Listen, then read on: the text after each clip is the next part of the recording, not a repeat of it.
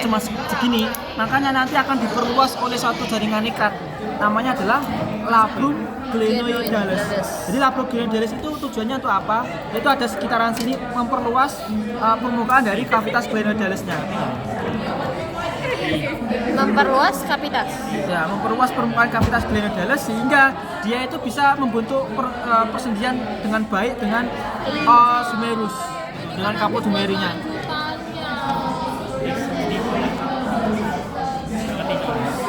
Nah, kalau gini doang kan dia itu apa ya, kayak kurang maksimal kan. Nah, makanya si bentukan labrum glenoidalis itu memperluas permukaan si kavitas. Supaya apa? Supaya terjadi hubungan persendian yang baik antara os scapula dengan os humerus. Terus lanjut, selain ada labrum glenoidalis, juga ada yang namanya bursa bicipitis atau bursa intertubercularis. Letaknya ada di mana? Letaknya menempati sulcus. Ya, jadi di sini akan ada yang namanya bursa bicipitis.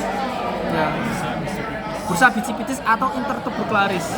Nah, fungsinya untuk apa? Jadi kan tadi kan di sini akan dilewati atau dilekati oleh tendon daripada muskulus bicipitis, bicep brachii atau tendon bicipitis. Nah, dia itu fungsinya membantali si tendon. Supaya apa? Ketika dia itu bergerak gini, si tulangnya, si tendon itu tidak terluka, bergesekan dengan bentukan sulcusnya. Nah, itu fungsinya bursa bicipitis atau bursa intertubercularis. Sebagai bantalan si tendon melewati si sulcus intertubercularis atau sulcus bicipitis. Emang nanti bakal ditanya gitu Kak, kayak ditunjuk. Emang kelihatan bursa biji. Bisa pakai gambar Embrio. Di print. Gak tertarik. Iya lagi. terus Rame ya hari tendon. ini. Nah, terus kan tadi aku sebutin kan di sini kan tadi akan ditempeli, dilekati oleh tendon bicep brachii. Ya, atau nama lain si tendon bicep brachii atau nama lainnya adalah tendon bicipitis. Ya. Nah, dia itu terbentang dari sini. Ini kan tuberculum supraglenoidalis, nempel terus memanjang hingga ke arah os humerus. Jadi ini adalah tendon si si musculus bicep brachii. Nah, yang ini adalah yang melingkari sekitaran kavitas glenoidalis. Ini baru labrum glenoidalis. Ya, sini sekitaran sini kan. Terus yang ini kapsul sendinya. Nah, kalau bursa bicipitis dia ada di sini. Di sekitaran sekitaran sulcusnya, menempati sulcus. Gitu.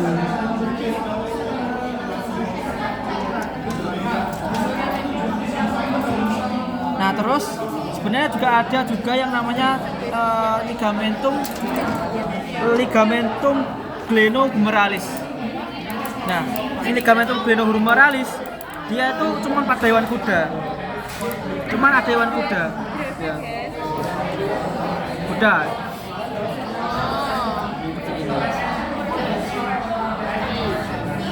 Dia itu ada dua, ada di sisi lateral ataupun di sisi medial. Ya, letaknya di bawah daripada tuberculum supraglenoidalis. Berarti ada di sisi kranial. Yang bintang. Ya, yang bintang. Ligamentum glenohumeralis. Nggak hanya dijumpai pada hewan kuda, tapi hewan lain juga ada. Hewan yang lain itu ada. Terus, nah ini, itu jelasnya.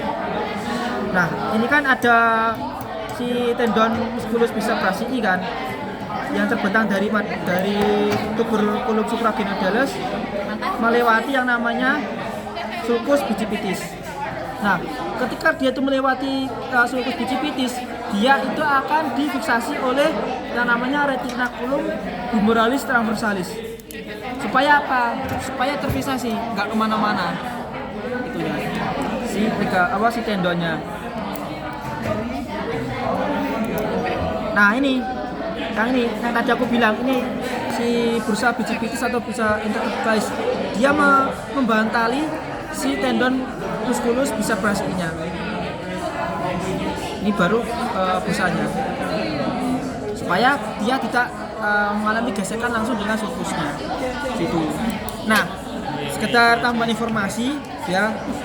Untuk pada hewan karnivora maupun pada hewan ruminansia, kapsul sendinya itu panjang. Kalau kapsul sendinya, bursa sinovialisnya panjang. Nah, sedangkan kalau pada hewan kuda dia itu terpisah.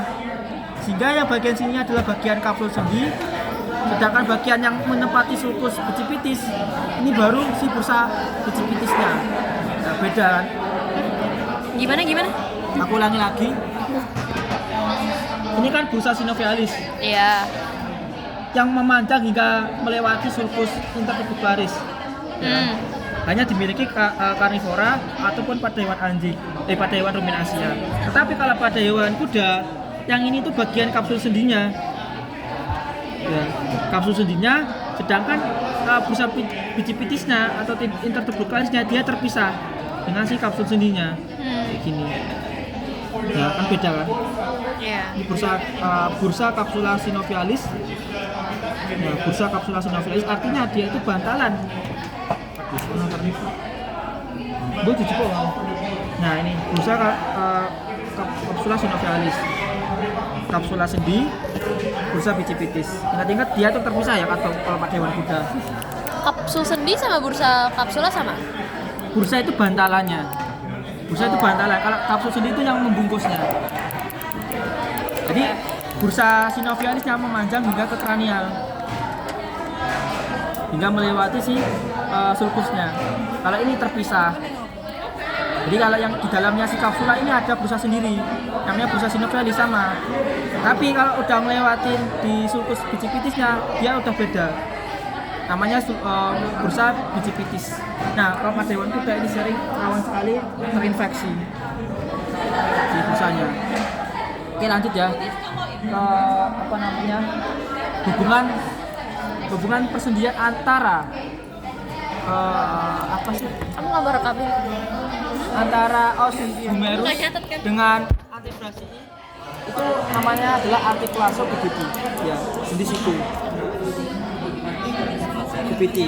Nah, artikulasi kubiti dia itu dibentuk oleh si humerus dengan ulna. Jadi artikulasi humero ulnaris ataupun humero radialis ini itu nama lainnya adalah kubiti. Jadi kubiti. Nah, jadi semua dua ini nama lainnya adalah artikulasi kubiti.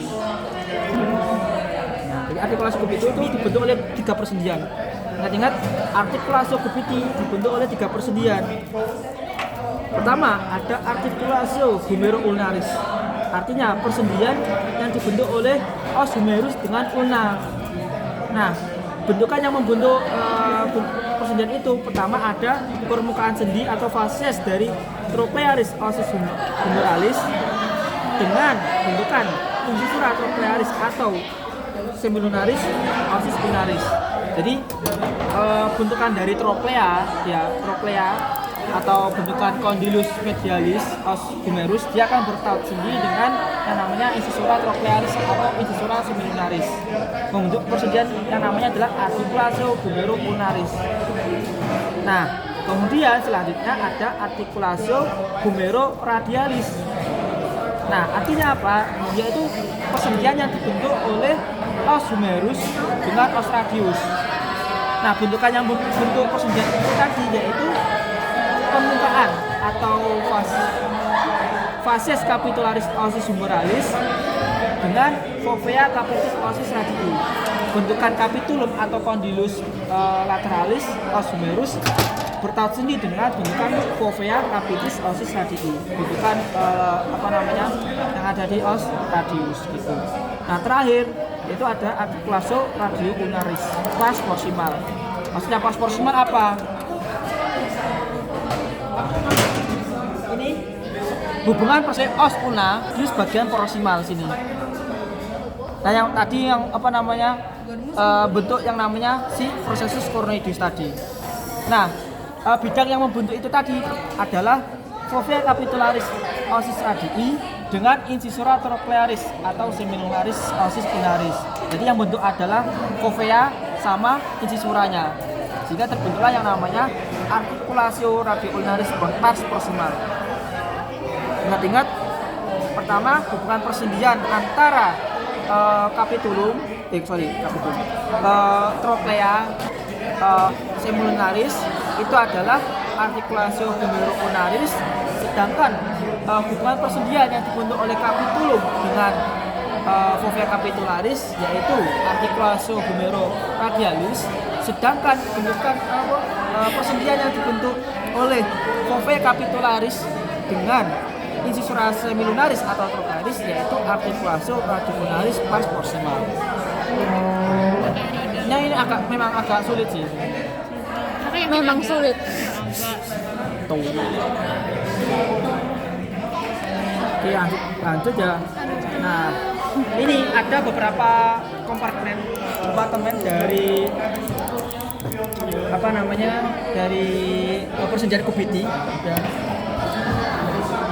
Nah, persendian Kubiti ini nanti pertama setiap persendian synovialis pasti ada kapsul sendinya.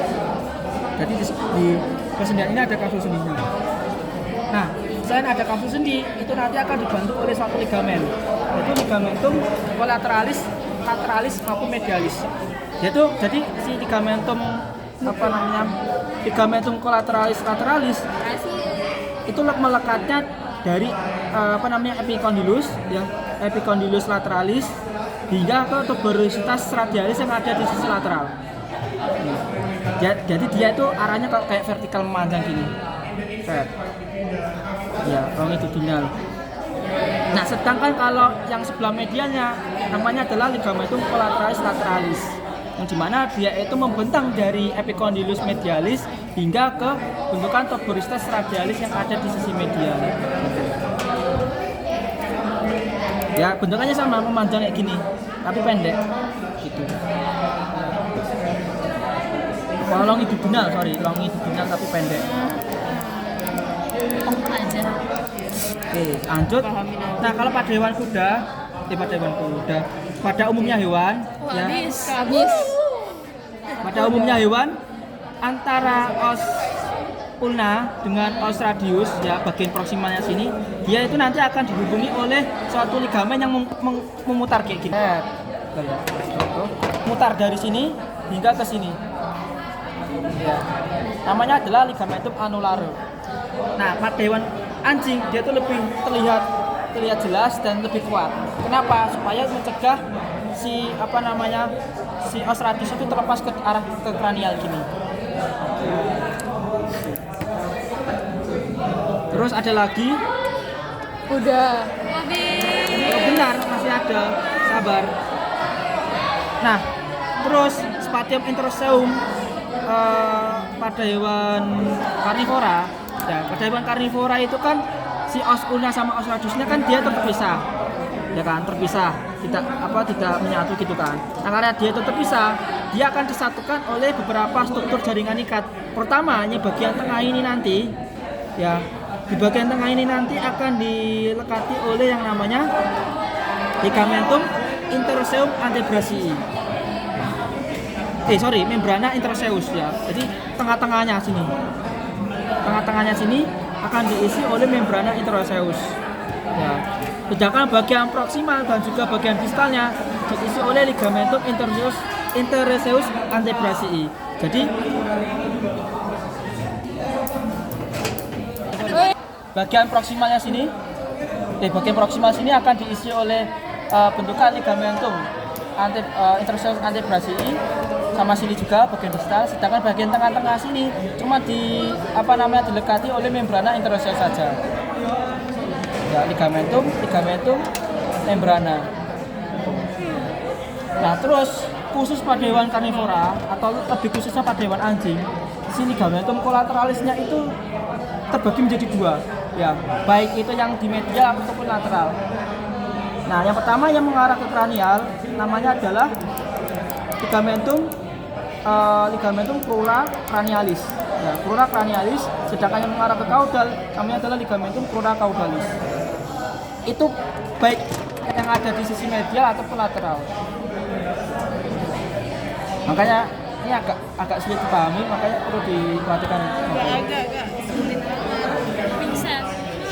Ya, ini crura cranialis, crura caudalis. Ini kan sebenarnya kalau kesatuan ini namanya ligamentum collaterales. Tapi bagian distalnya ini terbagi menjadi dua. Itu pada hewan anjing. Tuh. Mbak, Oh ya, terakhir ya. Di sini kan nanti akan dilekati oleh tendon darasi kan. Dia itu nanti akan dilindungi oleh bursa apa namanya? Bursa olecranon. Jadi di sini ada namanya bursa olecranon. di mana? Bentar. Bursa olecranon. Nah, ini kan tuber olecranon. Di bagian sini nanti akan ada yang namanya bursa olecranon, melindungi tendon daripada musculus triceps brachii. Ya. Triceps brachii. Supaya nanti ketika dia itu melakukan fleksi ataupun ekstensi, si tendonnya itu tidak bergesekan langsung dengan tulangnya. Nah, namanya bursa olecranon. Oke. Nah, Dari sini ada yang ditanyakan? Pasti nggak ada, soalnya sulit. Ada yang paham.